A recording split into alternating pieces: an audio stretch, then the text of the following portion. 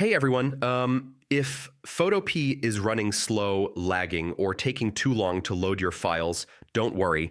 In this video, I'll walk you through step-by-step ways to fix Photopea slow performance so everything runs smooth again. First, close extra browser tabs. Having too many tabs open uses a lot of memory and can slow down Photopea significantly, so keep only what you need open. Next, restart your browser.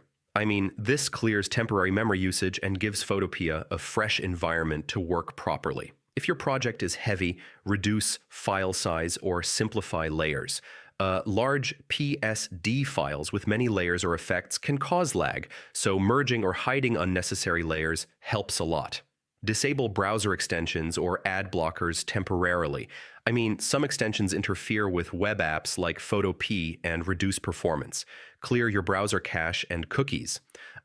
Old stored data can build up over time and slow down website performance, so clearing it often improves speed. Try using a faster browser like Chrome or Edge, or switch to a stronger device if possible.